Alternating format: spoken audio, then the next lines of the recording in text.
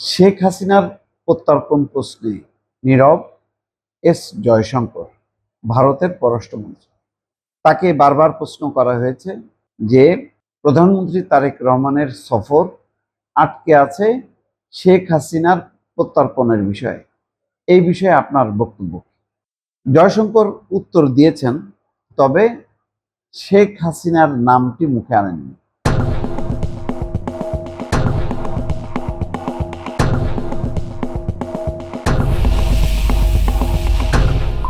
তিনি খুব টেকনিক্যালি এমন উত্তর দিয়েছে যে শেখ হাসিনা ছাড়াও দুটি দেশের পারস্পরিক যেই স্বার্থ সংশ্লিষ্ট বিষয় আছে সেটা দুই পক্ষকেই দেখতে হবে।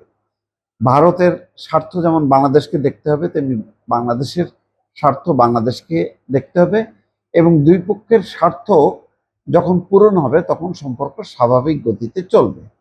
তার মানে শেখ হাসিনার প্রসঙ্গটাকে একেবারেই মাইনাস করতে চান ভারত। এই বিষয়ে ভারত মুখ খুলছে না, অথচ বাংলাদেশের তরফে এক নম্বর বক্তব্য হচ্ছে শেখ হাসিনা। শেখ হাসিনার ইস্যুটি মীমাংসা করতে হবে। তারপর আছে ওসমান হাদির হত্যাকারীদের প্রত্যর্পণ, এবং আছে যে এক দেশ আরেক দেশের আভ্যন্তরীণ ব্যাপারে হস্তক্ষেপ না করা। তো সবগুলো বাদ দিলে এক নম্বর ইস্যুতেই আটকে আছে প্রধানমন্ত্রী তারেক রহমানের ভারত সফর, যেটা এখনো খোলাসা হয়নি। এটি হয়তো 2-1 সপ্তাহ লাগতে পারে, এমনটা বলা হচ্ছে।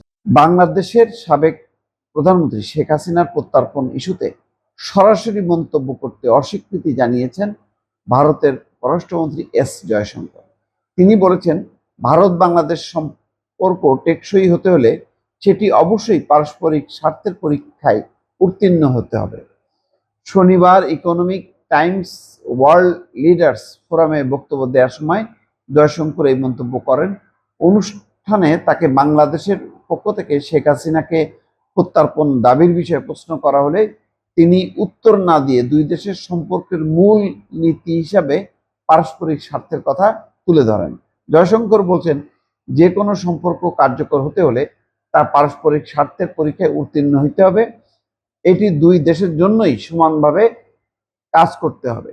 ভারতীয় সংবাদ মাধ্যম টেলিগ্রাফের প্রতিবেদনে বলা হয়েছে, বাংলাদেশ সরকার দীর্ঘদিন ধরে শেখ হাসিনাকে দেশে ফেরত পাঠানোর জন্য ভারতের কাছে আনুষ্ঠানিকভাবে অনুরোধ জানিয়ে আসছে।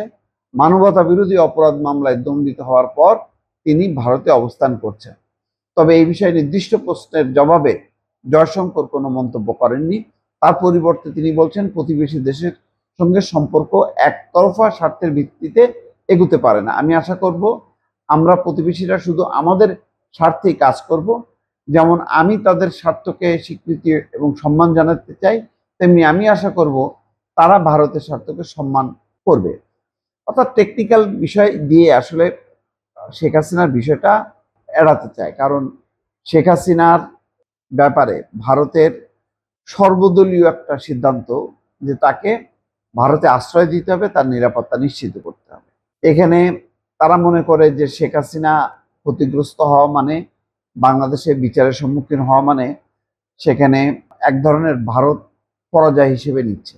এই বিষয়টা তারা কোনোভাবেই মানতে চায় না যে বাংলাদেশের চাপের মুখে শেখ হাসিনাকে তারা ফেরত পাঠাবে। কিন্তু এটাও আবার চায় যে বাংলাদেশের সাথে ভারতের সম্পর্ক স্বাভাবিক হোক, অন্যান্য স্বার্থগুলো নিয়ে বা অন্যান্য ইস্যু নিয়ে মীমাংসা হোক।